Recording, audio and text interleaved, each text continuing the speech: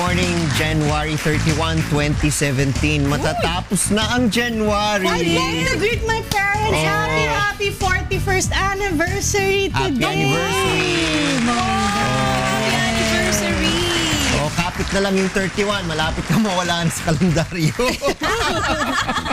Oo nga, matatapos na naman yung buwan na Enero. Pero let's congratulate naman the Viva la France! Miss Universe of the Philippines. Maxine Medina, nakatop 6 siya sa katatapos lang ng Miss Universe kahapon. Kayo ba napanood ninyo? Hindi, nagtrabaho kami ni Chloe. Hindi nyo napanood kahapon. Okay naman, parang... We heard about it. the stuff that was going on and pagbukas ko ng Facebook, parang pagdating ko sa clinic, nag-turn on ako ng computer, parang nag-update yung mga tao eh. Correct. Tsaka may live streaming na rin, May alam ko, live sa streaming, internet. Pero yun nga, even the Department of Tourism, of course, let's congratulate them dahil Yes. napaka-successful. Ang PNP rin nga dahil sa security ng buong event, napaka-successful talaga and napakagandang exposure nito para sa ating bansa. Ang pinag-iisipan ko do you consider her as 2017 or 2016? 2016. Okay. Kasi, Because today is 2017. yes, kasi if I can remember it Yes. right, si Dapat, Pia yung 2015, pero 2015. December niya, inumpisahan yung reign niya until January this year. December of 2015. Yun. So parang hindi ko rin alam yung reason kung ba't na-delay yung pageant this year. Supposedly kasi si Pia December Dapat last 2015 year. Oo. Dapat last Hindi ko alam, pero 2016 yung pinaglabanan nila. At sige, mamaya pag-usapan pa natin yung iba't ibang mga pangyayari sa Best Universe. Lahat tayo may hangover pa, di ba? Pero Angel, saan makasama? Nakikita na kita dyan. May tanong kasi ako sa inyo. Tulad ng ginagawa natin lagi ngayong pag-umaga, may question ako sa inyo. Kayo ba na meron kayong mga kilala na mga grabe mag-hold on sa mga grudges nila sa kanilang mga kaaway? Ako kilala. Naku, kilala daw ni Kong. Ikaw rin? mga ganyan. Oo. Kasi, Farmer. Farmers. Nagtatanim. Nagtatanim. mga grabe magtanim na yan. Correct, oo. Kaso mga farmers nag-harvest din naman Harvest, yan di ba? Pero hindi ko nga alam kung anong gusto nila i-harvest. Baka paggiganti, pwede ba yun? Pero wag naman. Kasi hindi, kaya ako kayo natanong, may mga tao kasi na talagang hirap silang magpatawad for some reason. Pero hindi lang din naman sila yung nahihirapan. Kasi even yung mga taong hindi nila pinapatawad, nahihirapan din, di ba? Dahil wala silang peace of mind. Correct. So yun ang tanong ko sa inyo, bakit nga ba may mga tao na kailangan mo pang kausapin, ayaw kang patawarin, syempre of course yung mga hindi mapatawad, gusto nilang maliwanagan at gusto rin nilang malaman kung paano sila magkakaroon ng peace of mind. So ano nga po ba ang sinasabi ng banal na kasulatan tungkol dito? Ang sasagot po niya ni si Brother Eli Soriano para sa ating Biblically Speaking.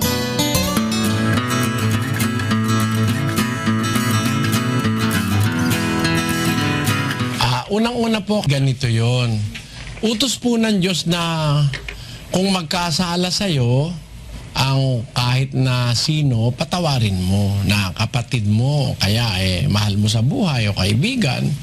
Utos po ng Diyos magpatawad kasi sabi nga dun sa panalangin patawarin mo ang aming utang gaya ng pagpapatawad namin sa nagkakautang sa amin. Forgive us our trespasses as we forgive those who trespass against us. Yun po ang sabi ng Biblia. Pero pinatawad nyo na siya. Ayaw naman niya kayong patawarin, wala na kayong problema. Lumapit na po kayo, ayaw niya kayong patawarin, ayaw niya kayong pakinggan, nakatupad na kayo sa utos. So wala na kayong problema. Ang may problema po siya na. Dahil ang sabi po ng Panginoon sa Mateo 6, pagka hindi ka nagpatawad, hindi ka rin niya papatawarin. Basahin natin ng Mateo 6. Sapagkat kung ipatawad ninyo sa mga tao ang kanilang mga kasalanan, ay patatawarin naman kayo ng inyong Ama sa kalangitan. Datapwat kung hindi ninyo ipatawad sa mga tao ang kanilang mga kasalanan, ay hindi rin naman kayo patatawarin ng inyong Ama ng inyong mga kasalanan. Ayun. Pag pinatawad mo ang kasalanan ng kapwa mo, papatawarin ka rin ng Ama. Pero pag hindi ka nagpatawad, hindi ka rin niya papatawarin. So nakatupad ka na ron, kapatid. Sabi mo, pinatawad mo na siya. Pumunta ka na sa kanya para patawarin ka. Ayaw ka naman niyang patawarin. Wala ka ng pananagutan dun sa Diyos. Ganun po yun, kapatid. Huwag mo na pong ika-balisa Dahil humihingi ka na ng tawad, ayaw ka naman niyang patawarin.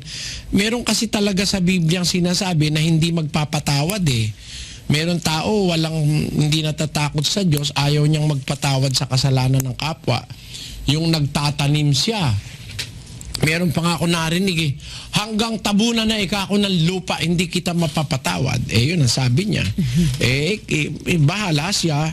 Pag hindi siya nagpatawad, hindi rin siya mapapatawad ng Diyos, sabi ng Biblia. Kaya po, kayo, wala na kayong sagutin dahil humingi na kayo ng tawad, ayaw niya kayong patawarin, mananagot na siya sa Diyos. Ganun po yun, kapatid. Wala na po kayong sagutin dahil humingi na kayo ng tawad, ayaw niya kayong patawarin.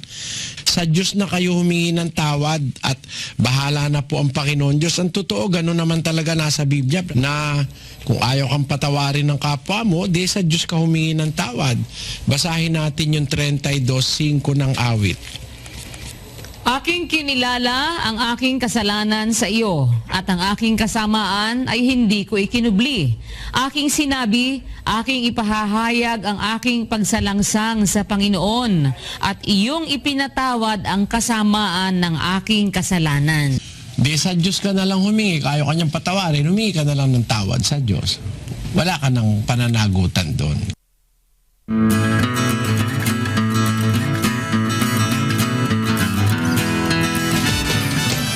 Napakaganda doon sinabi ni Pero Brother ako may Eddie. comment ako dyan. Kung ayaw ko patawarin, well, I guess it's more the other person's problem. Yes. Kasi siya yung hindi mas magkakaroon ng peace of mind kasi you said your piece, you said sorry. Now it's really going to be up to the other person to accept it. Actually, parang ganoon din naman Ganun yung sinabi. sinabi ni Brother Ellie na parang kung hindi ka mapatawan ng taong nagkaroon ka ng kasalanan, no?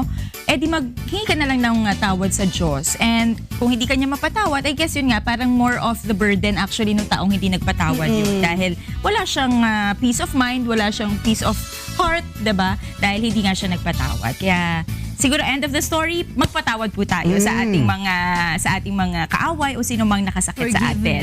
Yes, forgive, 'di ba? Maraming salamat po kay Brother Eddie Soriano para sa ating naging biblical speaker.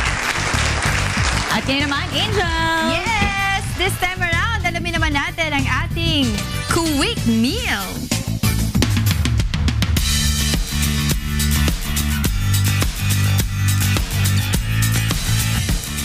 Alright, Doc Jack, good morning. Good morning. Happy Tuesday Happy morning Tuesday sa'yo. talaga. Oh, diba? Ano ba to? O, tayo naman ngayon sa parang quick feeling meal. ko, pansit canton to. Hindi, ang ating quick Yung meal ingredients ngayon. pareho eh. Ang ating quick meal ngayon, Doc Janice, ay spicy stuffed chicken. Chicken. Quick yan, ha? Quick yan. Oo. Ha?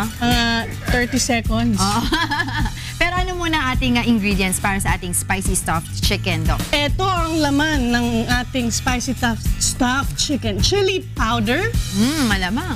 curry powder, cumin seeds, garlic powder, pepper, chicken breast, cooking oil, garlic, onion, bell pepper, at saka, ano yun? Margarine. Margarine. Sa dami ba naman ng pampaanghang dyan? Ewan ko na lang kung di pa talaga maging spicy stuffed chicken yan, ano? Naku, paborito mo to. Yes! Umusok So, sa, patawarin mo sa ako, Doc ilong at Janice. saka sa tenga. Patawarin mo ako kung hindi kita Huwag ka mabibigyan. mag-alala, patawarin kita. Pero ito muna, alamin natin, Doc Ja, paano ba ginagawa to ng mabilisan, ha? Quick na Paano quick. nga ba, Angel? Umpisa na natin. Pak! Una, lagay ang chili powder. Lagay ng curry powder. Ganun din ang cumin, salt and pepper to taste. Halo. And then, spread yung ating mga pinaghalo-halo dyan. Ganun din, ilagay ang ating chicken breast. Tapos, painitan ng 1 tablespoon cooking oil. Lagyan ng onion, garlic, bell pepper, salt and pepper to taste. At ilagay yon sa loob ng chicken. Gawing parang empanada. Lagyan ng margarine, i-fry. There you have it. Tada! Ang hirap, ha? 30 seconds. There you have it. Voila! Voila! Tikman mo Ang na. ating spicy stuffed chicken. Parang Uy, napaka- dilaw na dilaw sa cumin. Oo. Oo, chicken breast. So, yun yung mga magandang ini-stuff. Ini-stuff? Ini-stuff the car. Spell Yung mo nga. yung chicken breast. Yan. Oh. Promise, Anghang. masarap. Maanghang. Masarap. Super. Tikman mo. Super eh. Masarap. Hindi naman super, pero good. Sarap. Handa mo yung tubig, Belia. Masarap. Pero biro. Sarap. Parang Indian style. Hindi naman super anghang. Hindi naman nga. Meron lang. Binawi ko naman kanina eh. Merong bite. may bite. Ganon. Yan. Sabaw ko na. Kung meron po kayong mga katanungan patungkol sa medical or legal concerns, mag-text or tumawag lang po tayo sa mga sumusunod na numero. 442-6256 or 442-6257. Ang Globe naman po ay 0995-582-3762. Ang Sun ay 0932-947-5386. Pwede rin po kayo mag-send ng message sa aming Facebook account ang www.facebook.com/goodmorningkuya. I-type niyo lang po ang inyong pangalan, edad, lokasyon at ang inyong katanungan. Okay. At of course, good morning, Kuya. I would like to thank Patrol. Ayaw mo bang tumaba? Ayaw! Go with the power of 500. Go with the power of Patrol and live it. Take care of your liver with Live It. Available at all leading drugstores nationwide. And good morning, Kuya. Would also like to thank New Moms. Maging bidang nanay sa New Moms Malunggay at OsteoGuard tulong iwas osteoarthritis sa OsteoGuard. Go Galaw! Wow! La la la la. Nagbabalik po ang Good Morning Kuya, January 31, 2017, 5:32 in the morning. Grabe, end of the month na. Nawala na ang January. Page na naman ano ang na ating naman? naipilas. Month number 2 na. I know. Ang bilis ng panahon. Pupunta na tayo sa buwan ng kulang. Kulang. Okay. Puntahan po natin ang ating 1,360 monitoring centers para sa ating konsulta mo. Yup.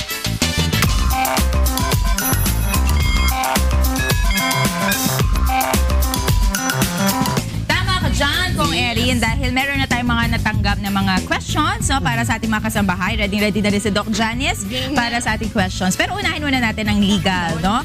Ito ay pinadala niya sa ating Facebook page. Yes. Angel ko daw, walang magtatanong. Ay mo. Iisipin pa daw nila ano yung tatanong kay Angel. Mamaya. Titayin Math sa'yo, natin. math. Pwede rin naman. Open naman tayong sumagot. Wag lang po kayo magtatanong ng mga professional questions sa amin. Dahil baka po... So okay lang sa'yo, personal question. Oh, pwede rin. Why not?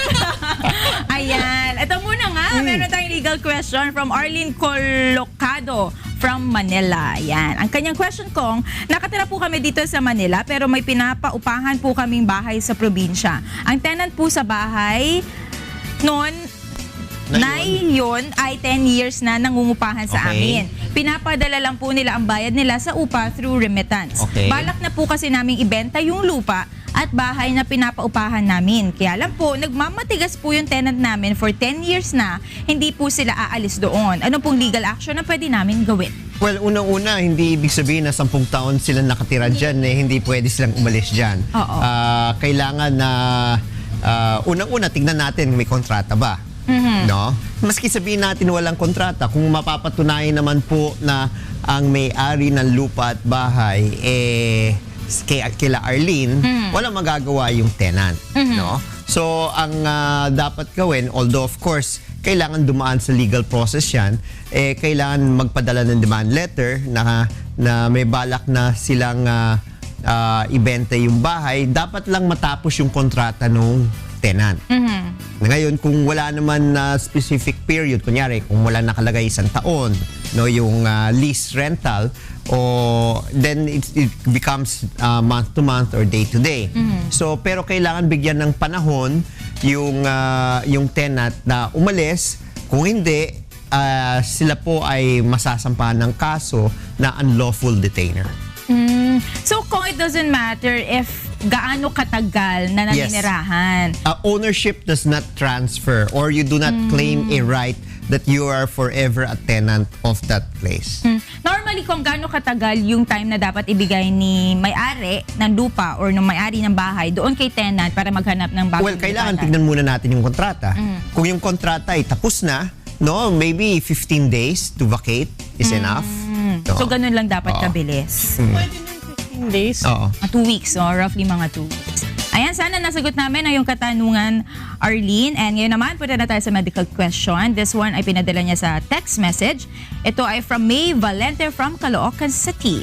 Sinabihan po ako ng doktor na mayroon daw po akong pelvic stress fracture. Nag-aalala po ako dahil plano po kasi namin na magkaroon ng anak. Gusto ko po sana malaman kung makakaapekto po ba sa pagbubuntis o panganganak ko ang pagkakaroon ng pelvic stress fracture. Pahilumin mo lang muna. Mhm. Nahihilom naman yun. It's just that kung ngayon ka kasi hirap namang Sorry, sabihin on Doc, air. ano ba yung pelvic stress fracture? Pag sinabi mo Bakit may kasi stress Oo. fracture, it's because of repetitive trauma Oh, or okay. you increase. Okay, normally it happens, yung stress fractures, it usually happens in the foot or in the leg. And it happens in athletes who are basically, ang tawag dito, Doing a routine? nag-i-intensify ng routine, ng Okay. training. So, hindi ko alam kung paano siya nagkaroon ng pelvic stress fracture niya. Baka athlete din siya or something like that. But basically, what I'm just trying to say is, hindi naman yon makakaapekto later on. Pero, alam naman natin kung paano nagkakaroon ng baby. So, kung gagawin mo ngayon yun, baka masaktan ka, number 1. Number 2, kapag lumalaki na yung tiyan mo at nabibigatan ka na, yun ngang normal na walang fracture, masakit dahil mabigat siya. So, kung ngayon What ka more? mabubuntis, medyo mahirapan ka because magpe-pain ka. But, maghihilom naman yan. So, you give yourself a couple of, yung stress fractures nga ng mga paa, mga 6 weeks lang eh. So, in essence, bigyan mo lang yung time mo, yung sarili mo ng time na mag-heal siya and mawawala yung pain mo and then eventually you can already consider conceiving or giving birth na rin. It's just that you need to make it heal on its own. Ngayon, kung hindi siya mag-heal, I guess, pwede siyang operahan. Pero very rare do we do surgeries naman on mga stress-related fractures. Unless na lang kasi like, athlete na may game na or in season na, so kailangan ng Yung may hinahabol na ibalik time sila. frame. Oo, may hinahabol na time frame. Kung wala ka namang hinahabol na time frame, okay. Will it affect normal delivery? No naman. Kasi once it heals, okay na yun. siya. Pero kailangan din natin i-consider gaano kalaki ba tong pasyente? Itong si yung ating nagtanong. Yes, si May. Si May, kung matangkad ba si May or maliit ba yung hips ni May. Kasi kung medyo balingkinitan at petite siya, chances are baka ma-CS rin Yes, talaga yes. siya. Oo. Kasi depende yun kung kakasya yung ulo ng bata pag nag-pelvimetry siya eh. Kung hindi, baka malamang ma-CS. Ikaw CS ka na. CS ako. Emergency CS. Ayun. So basta ang importante, kailangan pahilumin muna. Oo, yung pahilumin kanyang mo muna fracture. yung pelvic stress fracture. Okay, thank you so much, May. At ngayon naman, meron tayong kasama sa Skype. Legal question ulit ito, Kong, no? Kasama po natin si Miss Nonalita Puyo, 52 years old, mula sa Cruzaligaz, Quezon City. Ang question niya something to do sa mga testigo raw na ayaw humarap sa korte. Okay. To know the story, no? Puntahan natin si Miss Nonalita. Good morning, Miss Nonalita. Good morning po. Kasama po natin ngayon si Attorney Kong Erin Tanyada para po sagutin ang inyong tanong. Go ahead po. Itatanong ko lang po kung madidismiss po ba ang kaso kapag hindi namin naiharap yung testigo? Well, kung yan po ay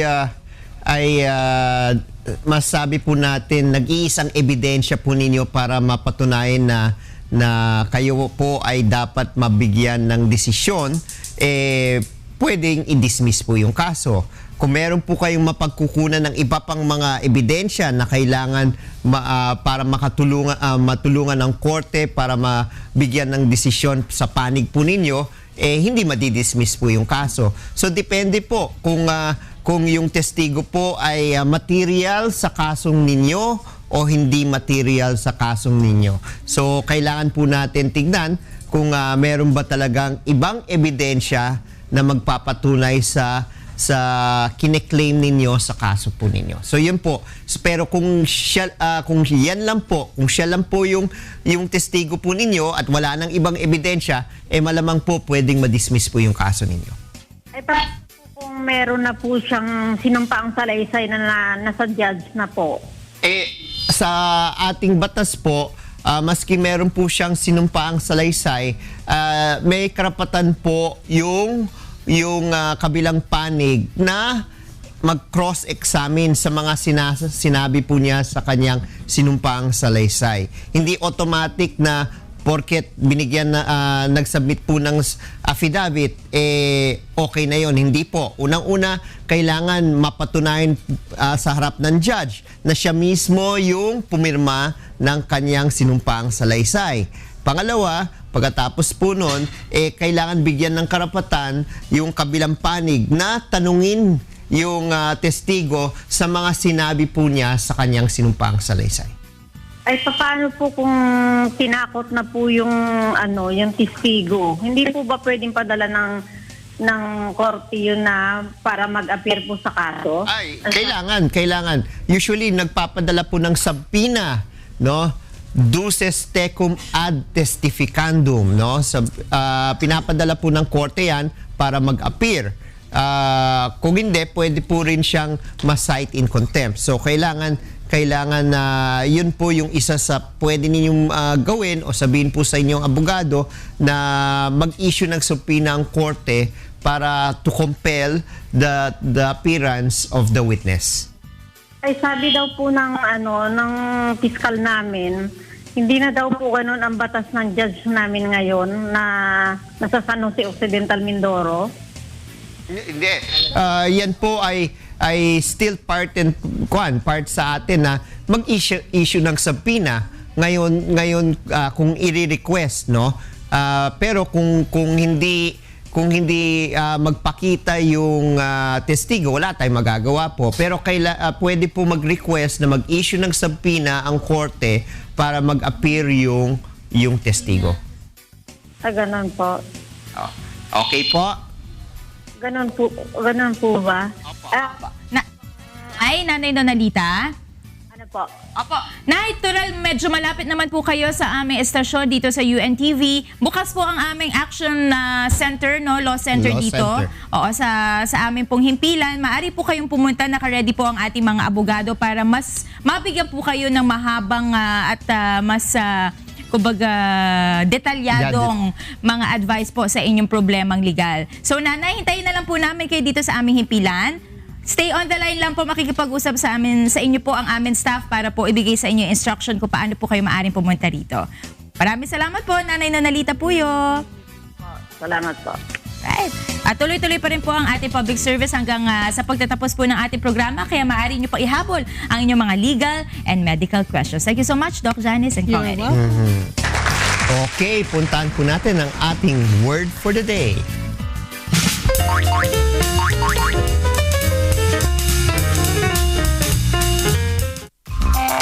Word for the day. Contentious. Adjective.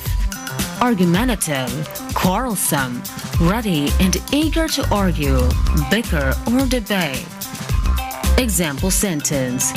As a rule, I tend to avoid contentious topics of conversation which might lead to arguments. In Tagalog, pagmumula ng pagtatalo.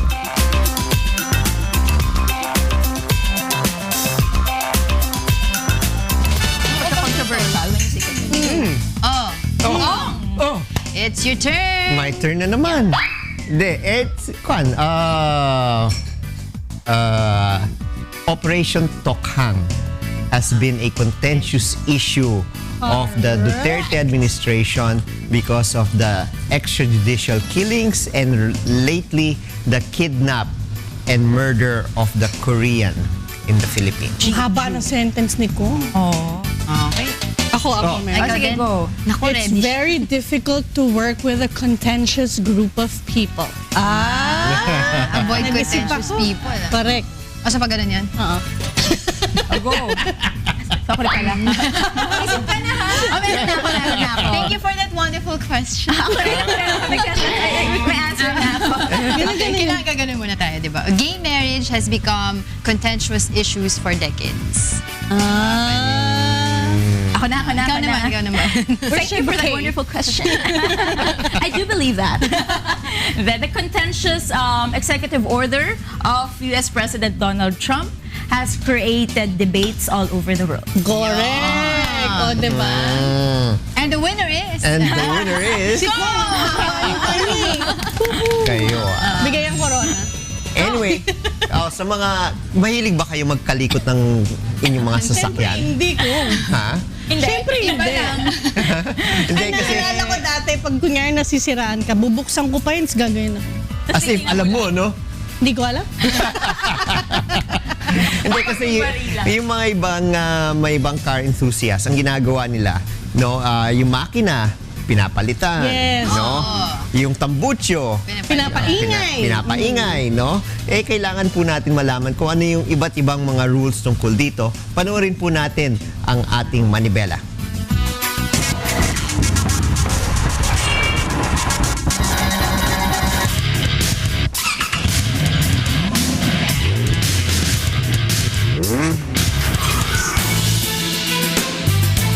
Tungkol sa pag-modify o pagbabago ng mga sasakyan, kaya ito ay 4-wheel drive o kaya 2-wheel drive katulad ng motorsiklo, ay dapat bago i-modify yung sasakyan ay humingi muna ng permiso at certificate of roadworthiness doon sa manufacturer nung sasakyan o motorsiklo na babaguhin o i-modify. Bukod dito, kailangan din ay ma-inspect yung vehicle at makita na ito ay ligtas na gamitin. Yung pagbabago na ginamit ay hindi nakabawas o nalagyan ng panganib yung paggamit ng sasakyan. Kapag na-violate ito, ay mayroong karampatang multa. Actually, yung pagmamodify ng muffler, in particular sa mga motorsiklo, lalo na kung ito ay puputulin at paiikliin, ito ay huhulihin. Kaya nga, dapat susunod tayo sa mga alituntunin ng aming tanggapan na nagbigay ng pribilehyo para makapagmaneho. Kasama dito ang pagbabago ng muffler, lalo na kung ito ay paiikliin para makagawa pa ng higit na ingay. At ito ay pinagbabawal, sabi na nga natin, dahil ito ay isang uri ng polusyon. Ang tawag dito ay noise pollution.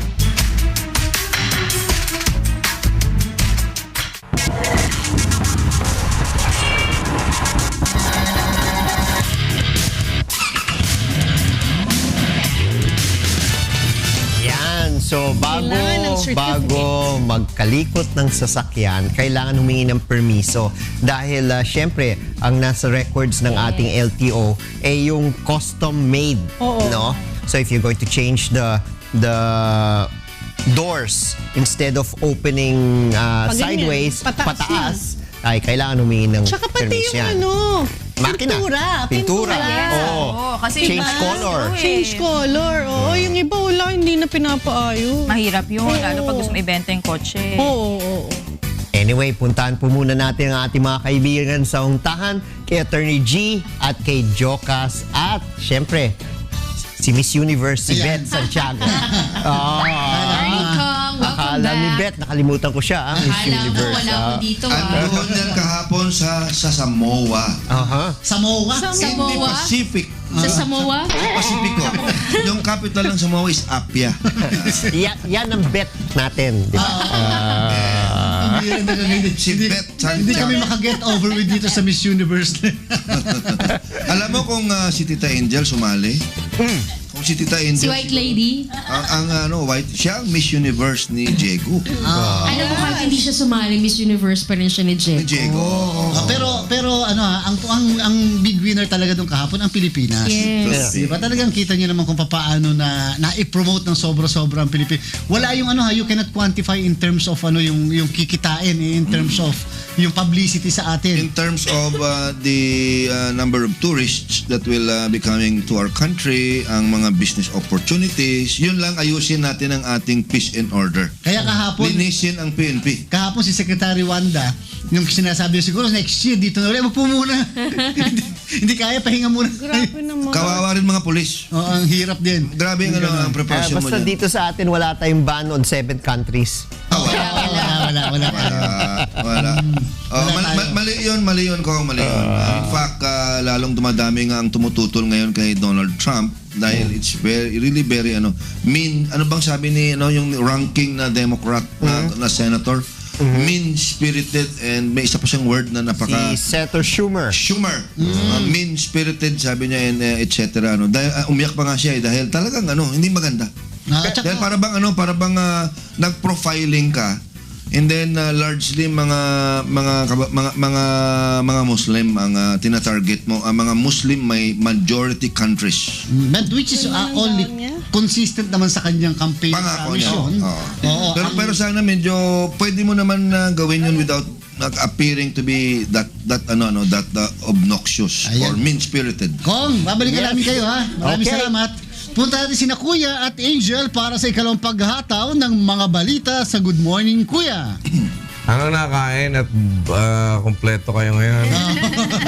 Maaga si Tita Beth ko. Grabe ka naman. Hindi na kami umaten sa Okada kagabi kaya para maaga kami ngayon. Biruin mo, bukas niyan, sino naman na absent? Wala Kuya. Wala pa sa plano. Wala pa nagpapaschedule. Wala. Last week and the week before, perfect attendance kami Kuya. Yung kahapon lang si Tita Beth medyo... May sakit. Nood lang yan ng Nanood na ng Miss Universe. Aabot naman ako kahit manood ako. Ikaw naman. Pwede naman niya manood, di ba? Nataka ako kung bakit talagang hindi pwedeng hindi magsasalitan Hindi pwedeng hindi magsasalitan talaga na... At least Kuya nagsasalitan, hindi ngayong linggo na to, wala pa yatang... binibilang ko lagi, kailan kaya nakabuo itong tatlo na to? 2 linggo nga kami complete. Wala ka kasi. 2 linggo.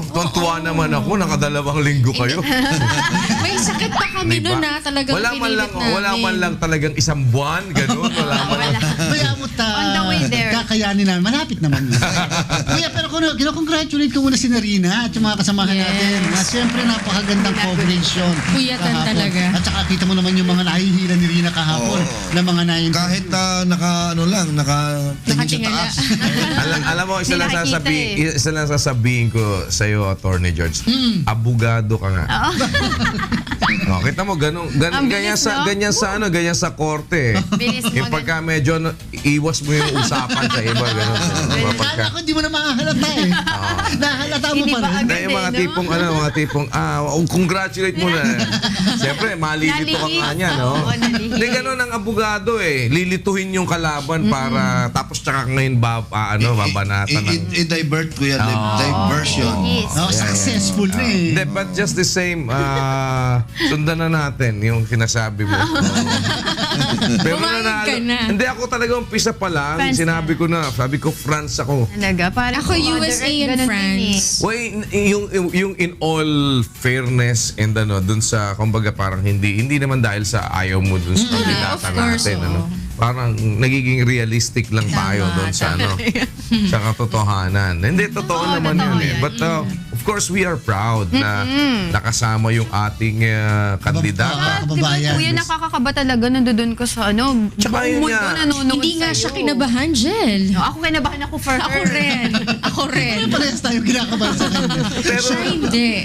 Pero for sabihin natin yung sa ganong situation, minsan madali magsalita, madali magkomentaryo, pero wala naman tayo doon mismo sa lugar. Iba yung sitwasyon ng isa nga lang reporter di ba? Halimbawa, reporter ka. Kahit nasabihin mo pa na matagal ka nang nagre-report, minsan pagka yung standby, ganyan naiiba na biglang pagdating. Kinakaba. Diba? Yung nga lang pag nakakasama mo si Kuya dito, araw-araw na, hindi ka pa rin masanay. Tita Angel, binabasa na nga sa prompter. Bisa mali diba? Ganun talaga hindi, napakahirap din yung pressure kasi. In fairness. Million sa nanonood. Tsaka lalo na yun na naiisip mo, nire-represent mo yung country, pinanonood ka sa buong mundo. Isip mo yung basher mo. Basher mo beforehand. Yung great expectations pa Kuya ng inyong mga kababayan na mananalo ka. So, siyempre, the more you think about it, the more nga siguro naman kakamali ka And ang na lang is, let's just be kind enough, diba? Para naman, halimbawa, ay yung suporta, okay, meron na tayo. Na lang tayo, wag naman natin ng parang, wag naman natin para bang ang gagaling natin masyado. Perfect tayo no? Na para naman tayong nakasali doon. No matter what we say, kaya may sasabihin ka, dapat ganito sinagot mo. Sorry, hindi ikaw ang Miss Universe candidate di ba? Parang, Tama. sorry naman dahil hindi ikaw nag-qualify kagaya nung Ale, nag-qualify, di ba? Umabot sa top 6. Sorry naman, hindi naman ikaw naghirap din doon sa pinagdaan ng hirap ng tao para Isang taon din nag-prepare yun. mag-training, di ba? And Binigay niya ang lahat. ang sa akin na lang is let's be kind enough naman na wag naman na nating kasi yung ikaw ay alam mo yung ano lang na tanggapin mo, sumali ka tapos matatalo ka. That's something na kailangan i-overcome mo din yung para wag ka naman masyadong ma-depress, maano yung sarili mo na maawa ka sa sarili mo or later on para bang maramdaman mo pambira naman, napaka-ingrato naman na inirepresent ko naman kayo. Ako representante ninyo, dapat nga medyo may simpatya naman kayo. Huwag na naman po nating sa akin lang well, of course, hindi naman natin sakop na yung nun. Ibang isa. Tsaka kuya, kuya, siguro lessons must be learned. So siguro from henceforth, ang mga lahat nasasali, talaga magbasa naman sila. Kahit newspapers lang.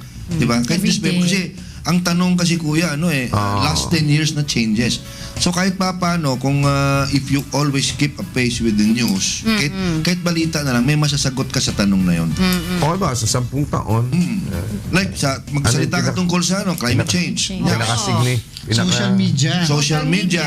Advancement ng technology. Yes, marami. Pero ako kuya, napakahirap ng kalagayan din ng ating Miss Philippines. Kasi si Maxine, kasi naman kuya, isipin mo against all odds, number one, ang incumbent Miss Universe si Pia. Hard act to follow. Tapos sa Pilipinas pa gagawin ng Miss Universe, sino naman ang mag-e-expect na back-to-back pa, pagkatapos sa bansa mo pa, parang lutong-lutong Macau naman. Sabihin na natin, wala mag-e-expect talaga. Correct. Medyo yung mga Pilipino lang kasi na bilog yung isip na maaaring manalo. Pero isipin natin, talagang back-to-back na tapos sa Pilipinas pa. Isa pa lang ang imposible naman yun. Isa pa lang ang nag-back-to-back. Venezuela. Alis na natin yung mga whatever it is na sa atin na lang ngayon is kung ano yung lessons na kagaya sabi ni Manong Joe, di kuhanin natin, di ba? Paano tayo mag-a-adjust. Tsaka kuya, alam mo, kanina pinag-uusapan natin, sabi ko nga, dapat magbasa ng Biblia. Well, because everything is in the Bible, di ba?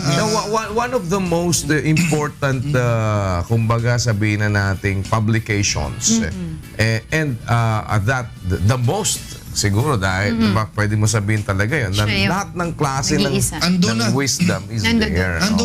Tama naman yung and then, yun naman lahat kasi talaga ng sabi nga, you cannot consider a man learned unless he knows the Bible. And you cannot consider anyone illiterate if he knows the Bible. Diba? Kaya maganda yung suggestion na yun. But just the same, sa akin lang, siguro, naman tayo? Let's be kind to one another. Tsaka sa komentaryo naman natin, meron naman punto yung kaya sinasabing ano ba yung natutunan, paano ang gagawin sa susunod. Sabihin naman po natin din ng mas hindi naman masyadong masakit. Yung hindi nakakasakit. Na para kasi siyempre dapat 'di ba maki-ano ka naman, you have to refer to it. Ramay ka naman, 'di ba? Para di ba? At least 'di ba yung man lang maibigay mo man lang yung hindi yung dapat parang tatanga-tanga naman kasi kasi naman 'di ba parang kasi naman Hindi, tsaka top 6 nga siya. Yung Miss USA. Alam mo kuya, looking back kuya, kung ako sa kanya, kung nasagot nila ng gusto, dapat ang sinagot niya, changes past 10 years, cyberbullying. Kasi diba? Dahil siya binabash din siya, diba? Biktima siya, diba? Yun lang, siyempre, madaling sabihin kung, diba? Kasi minsan maraming, kagaya halimbawa, nag-deliver ka ng speech, especially if it is impromptu ang speech mo. Marami kang alam na nandun sa stock knowledge mo that may lalabas. But just the same, after that, marami kang maiisip na, Dapat pala nasabi ko yun. Ang dami mo nang nasabi. Ano yan, kuya? Yung Monday morning quarterbacking na sinasabi nila, di ba? Looking from hindsight. Dapat lahat talaga perfect na dyan. Kasi from hindsight. Tapos na eh. Tapos diba? na. Tapos na. Nangyari na. Nangyari na. Madali na magkwento. Iba talaga yung pressure. May pressure. But just the same. Congratulations. Tsaka i-congratulate din natin na at least walang nangyari hindi maganda habang ginagawa Ang Pilipinas talaga, kuya, ang big winner doon. Dahil syempre, nakita talaga ang ganda, ang galing ng Pilipinas. Talagang ito, isang napakagandang pagkakataon na maipakita natin. Na dito sa Pilipinas, pwede tayo makapag-hold ng ganyan. Tsaka imagine, Attorney George, walang nakidnap na Miss, di ba? Walang bomb threat. Kandidato sa Miss Universe. Tumaba na si Miss Canada dito eh. Sa kakakain eh. Sabi nga nung Miss Universe, diba sabi niya, this is the best show ever. Tsaka walang sumabog. Si Steve Harvey, buhay pa. Si Steve Harvey, buhay pa si Steve Harvey, di ba? He got it right. Si Steve Harvey. Magaling. Kita mo, mukhang makakauwi ng matiwasay. Pero we also have to commend the guy. Very good. Because he was able to handle himself very well, considering that he made a big blunder in the past, di ba? Malaking yun. Dalawa ang tinamaan niya nun, kuya. Yung recovery niya. Galing. Maganda yung dahil tama nga naman, yung na-redeem mo yung sarili mo this time around. At saka sa Pilipinas pa. Dito sa Pilipinas pa. Huwag lang siya pupunta sa Colombia. Marami palang galit. Kung saan ang pinaka... Kasi dalawang side yun eh. Kahit naman sa Pilipinas, medyo meron ding mga tinasan siya ng kilay because of that. Dahil parang tinanggalan niya ng corona for... Pero in the end, kuya, di ba nagpasalamat pa nga si Pia kasi siya yung naging most popular Miss Universe dahil dun sa nangyari. Mabilis din naman ang pick-up nung Steve Harvey. Sabi niya, at least thank you din for making me the most popular host. Diba? At saka, kuya, congratulations na sa guest mo nung nakarang linggo, si General Albayalde. Talaga yung mama naman kita mo na-interview pa kahapon ni Rina. Napakasipag doon. Alas 3 pa lang na madaling araw, umiikot tayo kahapon. Pero meron akong chismis, ha? Ano? Ewan kung gaano katoto. Squirrel mo na naman. Sabi na, iba, kita mo naman, ha? Kita mo naman nagdadala sa akin, social squirrel. Dati tibong tiririt lang. Bit no squirrel ko, meron daw na mga KGB na nakapasok na. May KGB pa? May presence daw na KGB. Pero habi ko, ikaw ugali ka talagang imported eh. Parang KGB pa ngayon ng... Disbanded na ang KGB. FSB na ka mo, FSB. Sabi sa akin may KGB daw. Ano yung KGB? Nako talaga nga naman. Ang dami natin. Pero anong sabi ng squirrel mo, kuya? Na additional, wala pa ba yung tungkol doon sa Kernel lang, kernel. Yung sa yung di ba yung listahan? Hindi, maliban dyan yung nakuna ng tape, kuya, wala bang sinasabi? Yung nagplanting rice? Yung sa raid. Yung nagplanting rice? Hindi, meron na, marami. May dala-dala sa aking may dala-dala sa Baka pwede mong pakilala sa amin, squirrel na yan. Babaya mo at nanginginain pa ng pine tree. Galing ng squirrel, pumipirma eh. Tsaka hindi lang yun, ha? Kita mo, naglalakad ng patayo. Iba yung squirrel yan, ha? Sige.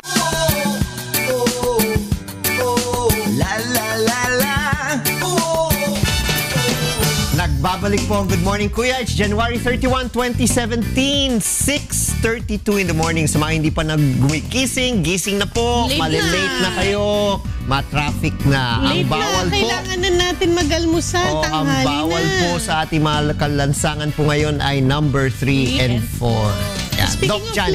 Speaking of late na nagugutom na tayo, nasa na bang almusal natin? Nasaan si Kikay? Ay, baka naman mamalengke pa.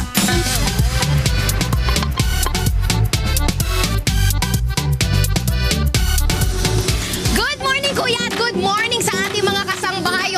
Doc Janice, medyo talit si Kikay dahil ang layo ng pinuntahan ko ngayon dahil ngayon nandito ako ngayon na live, fresh dito sa Las Piñas Public City Public Market. Dito po yan sa Zapote in Las Piñas. Kaya ito na mga kasangbahay, iaatin ko na sa inyo kung magkano na nga ba ang presyo ng ating mga pangunahing bilihin sa palengke. Ito unahin natin ang ating mga sariwang isda.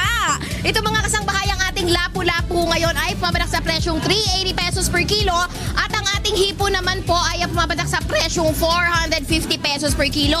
Medyo mataas ano, katulad po nitong salay-salay sa halagang 240 pesos per kilo at ang ating galunggong naman po ay ang halaga po nito ay 140 pesos per kilo. Katulad po nitong hiwas na ating 140 pesos per kilo din. At syempre, ang ating bangus naman ay hindi magpapahuli sa halagang 160 pesos per kilo. Mga kasangbahayan ng ating mga isda, ito pumunta na tayo sa ating mga karne. Oo, ito na, papunta na tayo doon. Good morning! Good morning po. O, ito na mga kasangbahay. Oo, ang dami. Ang dami nang nagaganap dito sa palengke. Ano ka? Bukas na ho sila mga 3 a.m. pa lamang. Saan ba yung ating karne? Ito, ayan.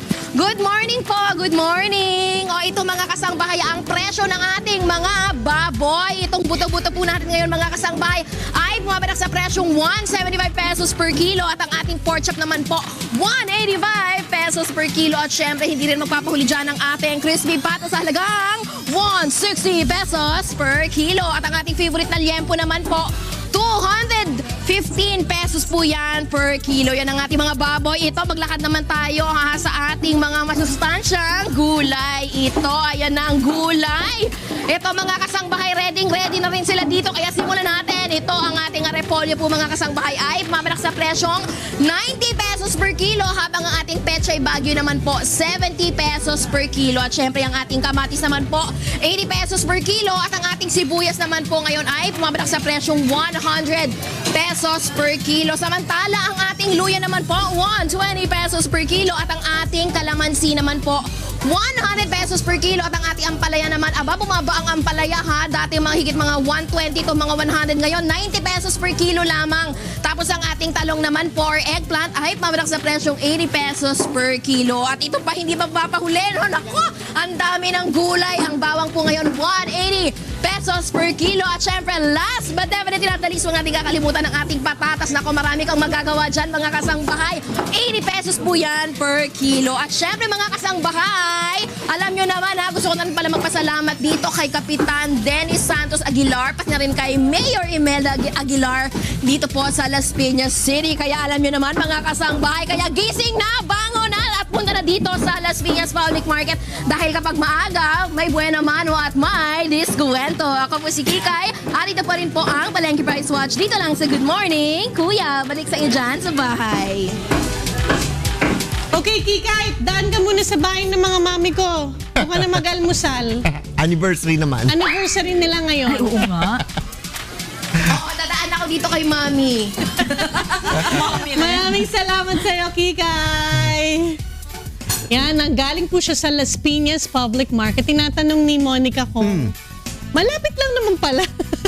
Sabi ko, okay, malapit. It depends on the time. Kasi kung traffic, medyo mahirap siya puntahan. Actually, pag hindi traffic, lahat malapit. Oo, ay, hindi. Pero in all honesty nga, kasi from here, going there, on, kunyari, early morning, walang isang oras na sa Las Piñas ka na. Pero pagka medyo rush hour, depende sa traffic. Depende talaga. Correct. Okay. Oh, ito, meron tayong bisita. Nasaan ba si Angela?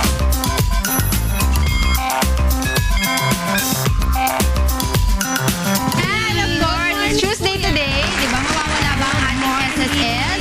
Good morning. Good morning. Ma'am Beth. Ayan. Para sa ating mga kasangbahay, yan, nandito nga po makakasama natin para po sa SSS Concern si Miss Beth Soralvo, ang kanilang Senior Analyst for Public Affairs Department. Good morning again, Ma'am Beth. Good morning, Angel. Good morning, Kuya. Good morning sa inyong lahat. Syempre, turno sila ni Monica.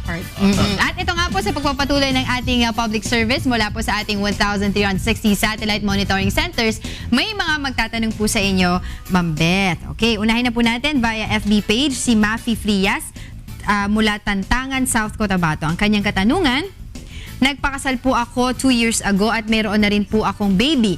Gusto ko po sana isama sa beneficiary ko ang anak ko at i-update na rin po ang name at civil status ko. Ano po ba ang requirement at paano po ang proseso sa pag-update ng information sa SSS? Yes. Napakadali lang naman tanong niya. So, basta may mga copy siya ng NSO na birth certificate, marriage contract nila, Then magpipill up siya nung SSS Form E4 o Data Amendment Form. Then ipapareceive niya yung SSS, lalagay niya yung mga data gusto niya pabago, pareceive niya. Then yung mga photocopy nung kanyang mga marriage at saka birth, isasama niya dun sa form. So lahat ng mga documents na kailangan, ando lang naman. Tapos meron siyang i-fill up na ano po bang yung form yun? status sa E4, Data Amendment Form. And then, within how many days po para malaman po? Madali lang, mga 3 weeks yan. 3 weeks, okay na. So ang gagawin po ba, meron po ba mag-i-inform sa kanya na updated na yung kanyang status o siya ang kailangan mag-update? Pwede siya magtingin na mag-verify ng kanyang name. Halimbawa, dalaga ka siya pag naging madali lang makikita niya sa website o sa SSS mismo. Okay. Maraming salamat sa iyo, Mafi Frias, para sa iyong katanungan. At dumako naman tayo mula sa San Jacinto, Pangasinan, mula pa rin sa ating FB page. Siya po ay si Elmer Fernandez. Ma'am Beth, ito po ang kanyang katanungan. Meron po akong loan sa SSS. Recently ko lang po nalaman na hindi po pala yun binabayaran ng employer ko kahit na kinakaltasan nila ako para doon. Mapapatawan pa rin po ba ako ng penalty para sa hindi na bayarang loan? Posible po ba na hindi ko na mapatawan ng penalty? Hindi na ako mapatawan ng penalty kung sakaling mapatunayan ko na kasalanan po ng employer ko kung bakit hindi nabayaran ang loan ko. Okay. Yung penalty talaga hindi siya maaalis. Pero yung employer, meron tayo dyan na kaparusahan pag hindi niya niremit yung mga dinidak niya na loan payment. So, pwede siya mag-file ng complaint laban sa employer. Pero yung penalty talagang yun. Kasi yun yung kaparusahan dahil hindi niya pagbabayad nung mga kahit hindi niya kasalanan, meron pa rin paukulang penalty. Employer na. Oo. Pero what if, kunyari lang ang kanyang sitwasyon, nag-declare na ng bankruptcy ang kanyang employer, paano niya mahahabol yun? Ngayon kasi, pwede kung siguro pero mahirap din, may tayo sa SEC, yung korporasyon o mga may mga board of directors sa SEC, mabe-verify. Pero napakahirap, isa-isahin yung board of directors. So, ang gagawin na lang niya, ngayon habang meron tayong loan penalty condonation o yung loan restructuring, pwede niya apply para matanggal yung penalty. Yun naman habang maaga pa. Kaya lang sana masingil yung employer. Okay, maraming salamat sa iyo kay Elmer Fernandez dun sa kanyang katanungan. And I hope nasagot po namin ang inyong mga katanungan tungkol sa SSS. Ma'am Beth, meron po ba tayong mga announcement o anything new sa SSS po? Yung loan restructuring program na yun nga matatapos sa April 27 na matatanggal yung penalty, which yung malaki masyado yun eh. So, ito yung pagkakataon nila para maka-update dun sa kanilang mga loan. Installment naman siya. Halimbawa, natira yung 20 mil, i-installment niya yun for 2 years or 3 years para ma-wipe yung penalty niya at makabayad siya dun sa loan niya. Meron din pala nagpapatanong, Ma'am Beth, paano na daw? Kasi di ba yung pag kami mga delayed o yung mga delinquent payers, meron penalty. Paano naman daw yung mga advance na nagbabayad ng kanila? Meron na din sila mga incentive ba? Dati meron inalis yun eh. Wala na. Yung meron tayong inaalis na parang percentage. Okay. So, maybe, baka sakali, di ba, pagdating ng panahon, God willing magkaroon ulit ng ganyan na restructuring program tungkol sa incentive. Okay, para po sa mga iba pang detalye, karagdagang katanungan, saan po nila pwedeng makontak ang SSS? Meron tayong call center 920-6446 hanggang 55, ang ating interactive voice response, the computer siya, 917-447 or ating website www.sss.gov.ph. Ayun. Alright. Meron ka po bang babatiin? Okay lang. Wala. Alright. Maraming salamat po sa inyo, Ms. Beth Soralvo, ang Senior Analyst ng Public Affairs ng SSS. Maraming salamat, Ms. Beth. This time around, dumako naman po tayo sa ating What's for Breakfast.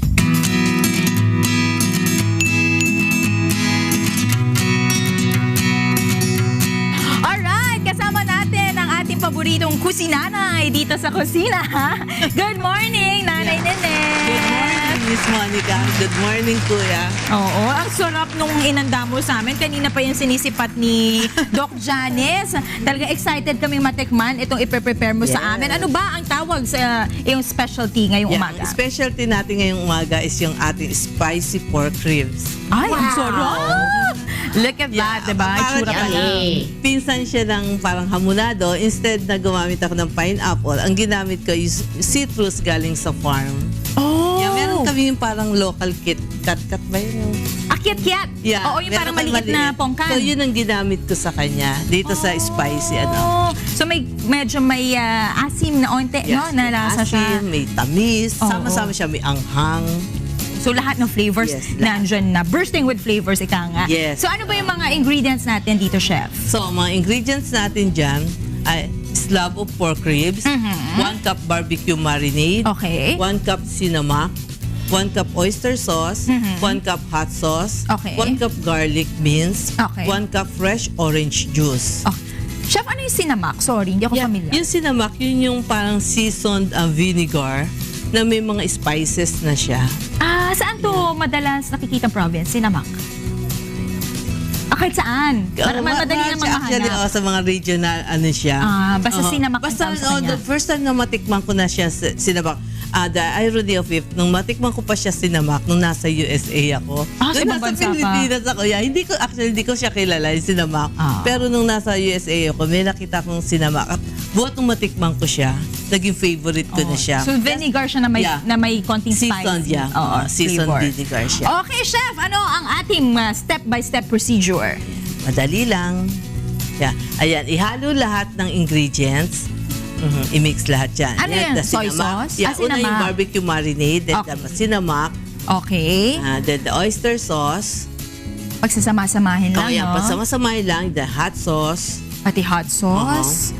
Ayan, yung orange juice or the kiat-kiat. Yan yung galing sa... Oo, katas ng kiat-kiat. Ayan, nilagyan ko na rin siya ng garlic para dagdag flavor. Then, i-mix lang siya. Tapos, ilagay yung slab of pork. Actually, mas matagal siya. Overnight, okay lang. Pero minsan, pag ginagawa ko, advance pa lang. At least marinate ko na. At least ilang hours ang parang minimum? Mas maganda syempre overnight. Overnight talaga ang most ideal. Para talagang ma-absorb, tapos, no? Pag lulutuin mo siya, pwede, ayan, parang i-brown mo lang both sides. And walang mantika? Wala. Hindi ako masyadong gumagamit ng mantika. Para healthy, no? Yeah, doon sa sarili niya. Tapos, ayan, lalagay ko na yung marinade niya. Then, slow cook lang for 3 hours. Ay, ang togol pala, no? Pag ano neto? Super slow cook naman.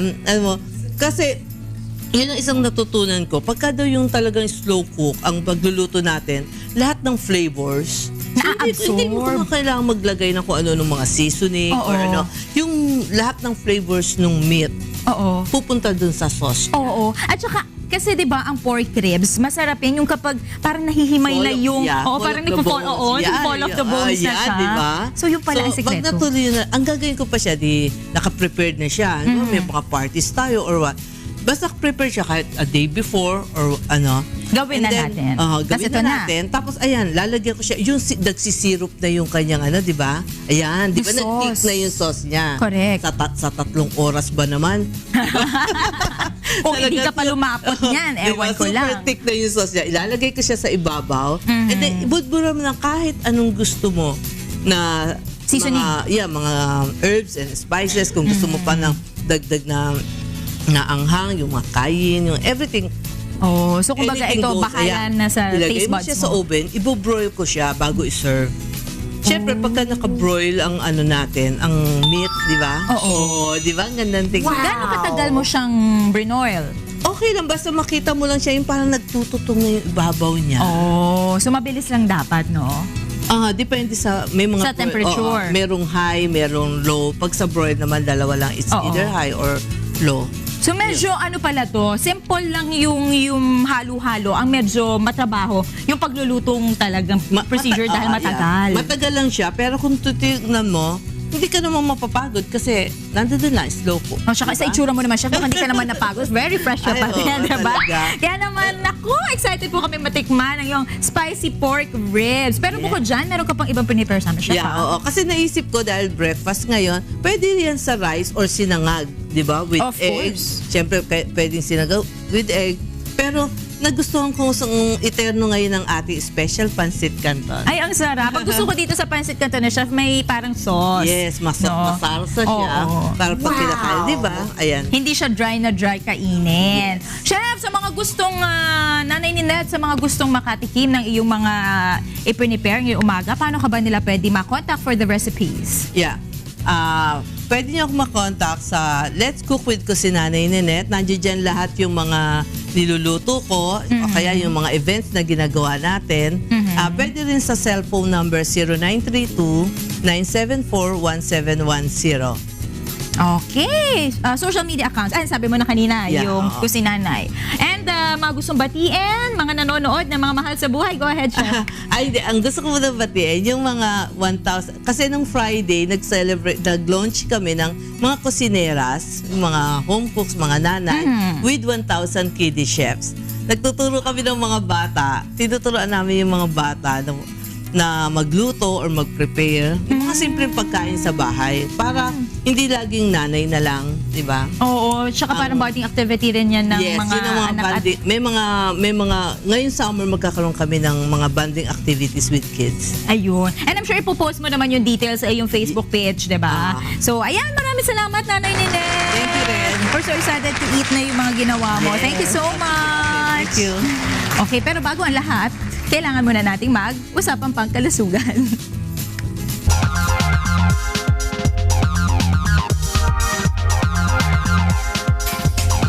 Okay, thank you Monica and thank you anong pangalan niya? Kusinanay, yan. Okay, pag-usapan natin ngayon, ito kung ang kulit ni Angel dito Ilang linggo na talaga niyang nire-request sa akin na ito ang i-topic ko I've tried to look for recent articles on this topic. Kaya lang, walang masyadong bago. So I've decided to, let's just talk about it. Kasi hindi masyadong maraming mga tao ang nakakaintindi or nakakaalam ng kung ano to. In fact, pati si Angel, sabi niya, ano yung topic mo? Hindi ko alam. Sabi ko, ikaw ang nag-request Ang tawag dito sa topic is polydactyly. Ngayon, ano ba yung polydactyly? Sabi nga ni Angel, sa Tagalog daw, 11-11. 11 or extra. I have never really heard of the term yung 11-11, but ito po yung maraming daliri. No? So may sobrang... May pang-11. Oo, may pang-11 or pang-12 silang daliri. Now, it can happen both in the hands or in the foot. Iba ang polydactyly sa syndactyly, ha? Gusto ko lang pong differentiate. Pag polydactyly, sobra. Pag syndactyly, magkadikit. Diba yung iba walang web space? So yun yung difference. Ngayon, they're both actually genetic mutations. Failure of formation or duplication habang nasa loob ng tiyan ng mga magulang. So tinatanong ni Angel kanina, may kasalanan ba ang nanay dito? Wala naman, kasi hindi naman ito dahil sa pagsisigarilyo or hindi naman. Oo, hindi naman. It's more of genetic or inherited. May mga inherited, it's an inherited trait or yun nga, genetic mutation dun sa kanilang chromosomes. So, ngayon, may iba-ibang klase yan. Meron tayong tinatawag na pre-axial polydactyly, post-axial polydactyly, or central. Pag sinabi mong pre-axial, dito yon. Dito sa may katabi ng hinliliit. Pag sinabi mong post-axial, dito naman sa thumb. Ngayon, nung nagbabasa ako kagabi, sabi nila, mas common daw yung dito lumalabas sa may pinky compared dun sa thumb. Kaya lang, sa totoo lang dito sa Pilipinas, mas marami akong nakikita sa thumb So I guess it depends on the race. The race. Mas common sa mga Black African Americans, yung sa dito. Sa Caucasians at saka Asians dito. Indians mas common daw dito. So I'm assuming mas common sa Asians dito. Ngayon, ano naman ang issue kung may ganyan sila? Wala. Actually, wala. It's just that may sobra lang sila. So it's more of the social effect, social aspect. Kasi natutokso yung iba sa eskwelahan. Lalo na yung mga bata, syempre. Kasi feeling, abnormal, ang daming daliri. So yun yung nagiging parang disadvantage lang nito. The other thing would be, normally non-functioning siya Yun ang next question ko.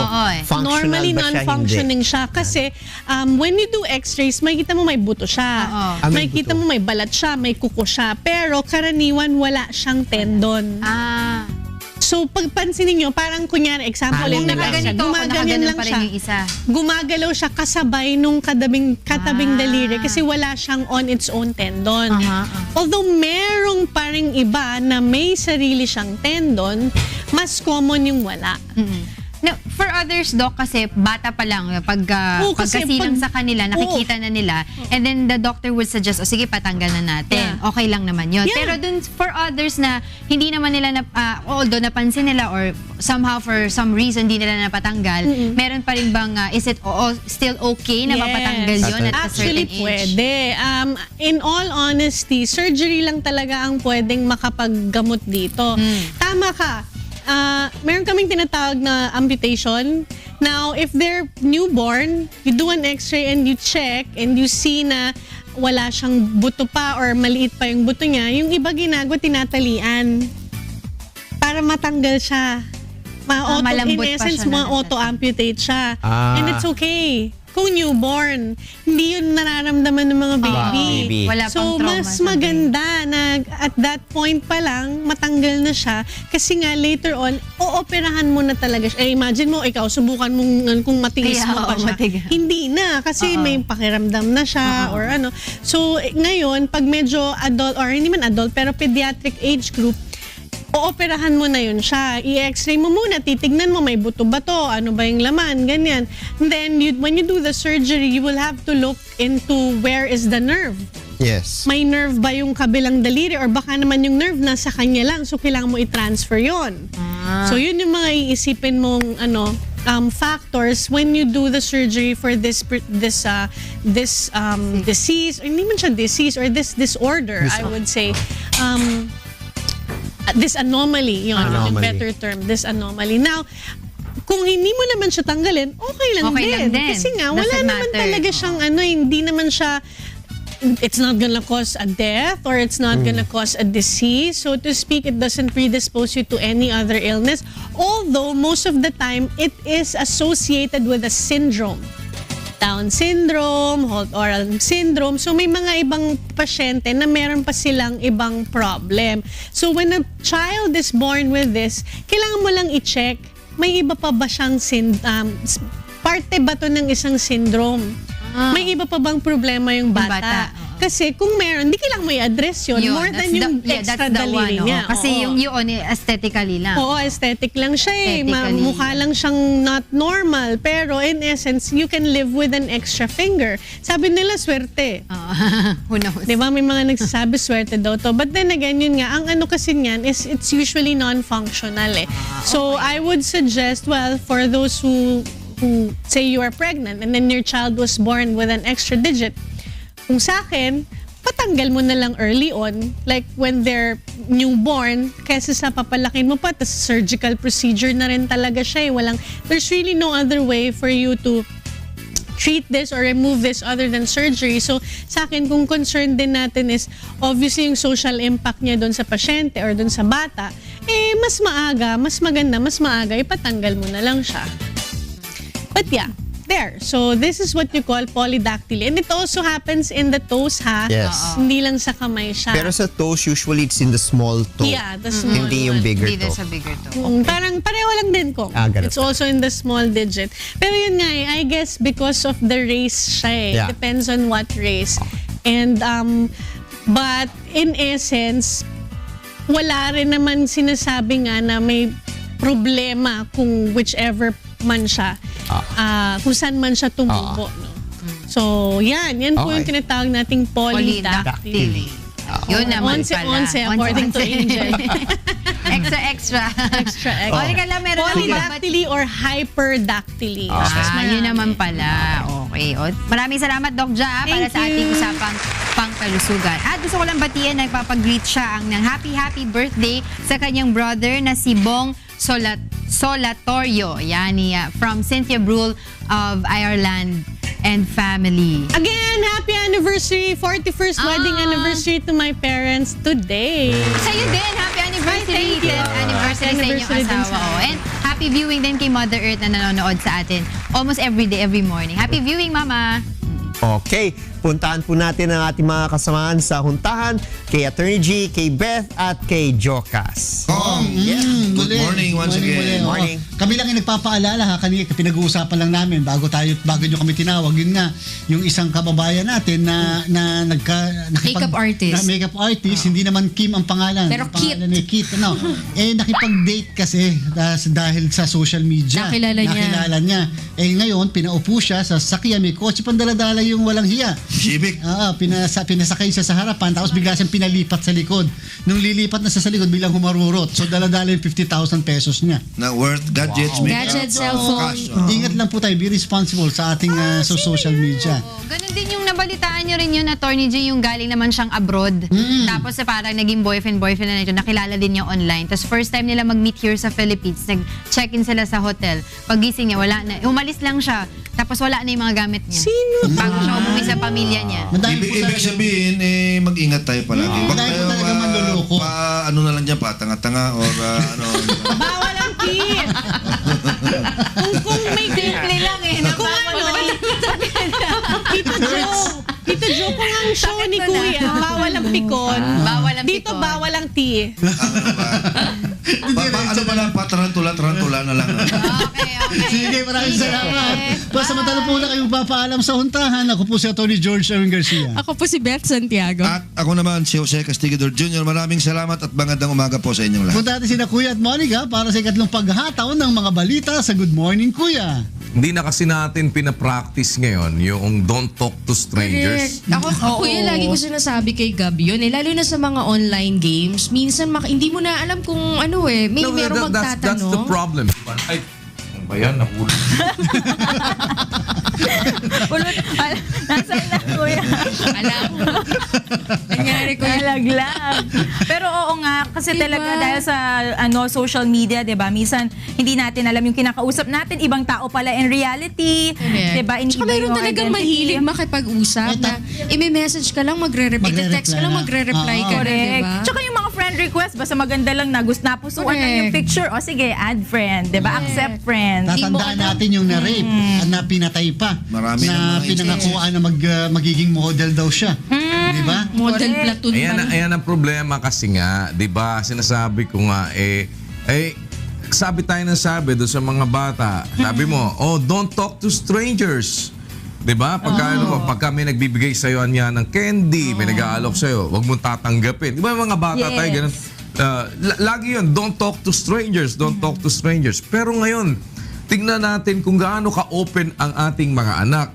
At ang worst is pati naman yung mga nanay, mga tatay, mga matatanda na ganun ka-open na hindi lang basta stranger yung kausap mo. 'Di ba you need to consider that na hindi mo naman, you don't even know these people from Adam.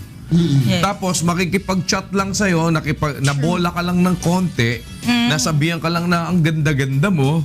O kaya, di ba, yung mga tipong gano'n na yung sinasabi na naipagbukas ka lang ng pinto, sumama ka na kagad.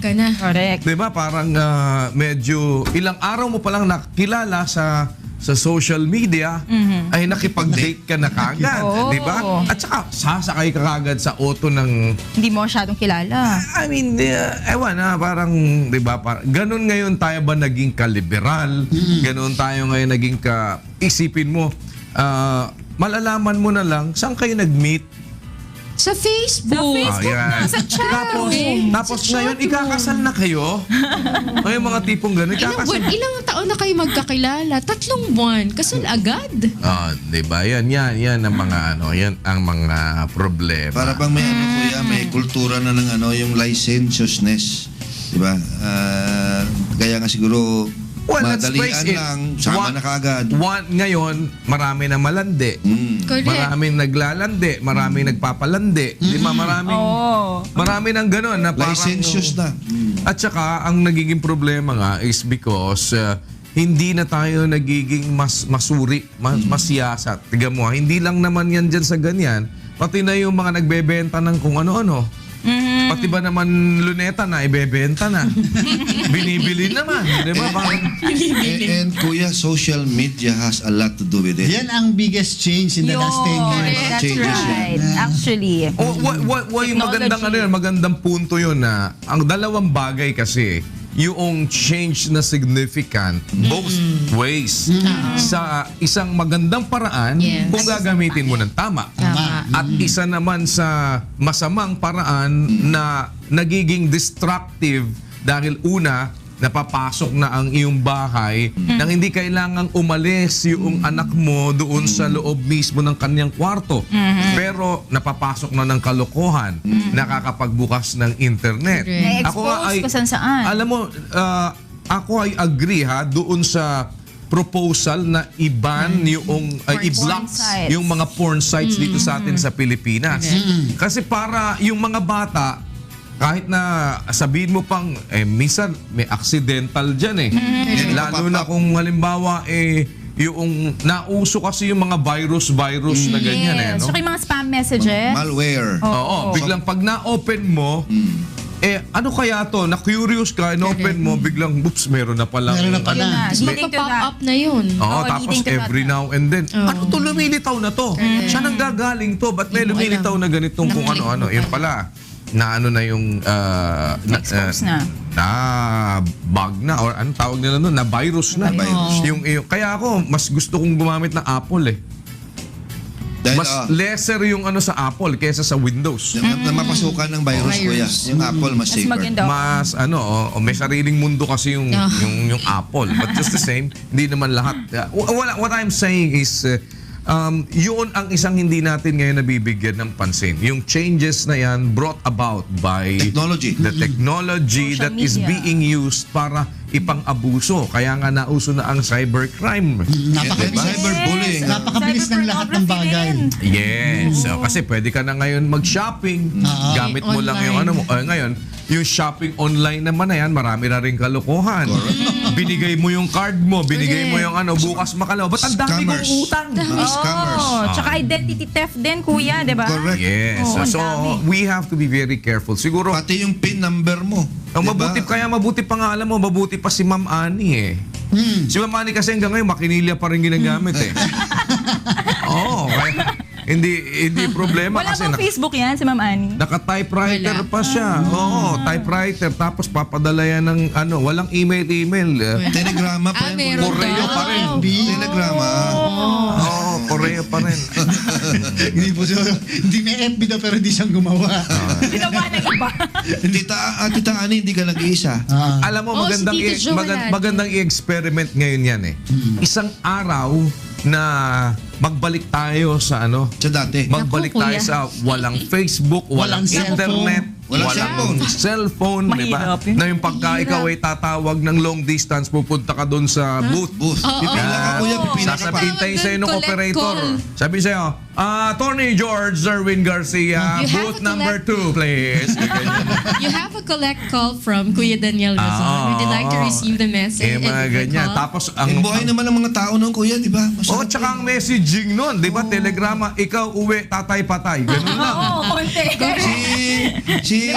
Si Tita Beth, Kuya, kay mama niya, dear mama, nanay, send money, no daughter, your friend.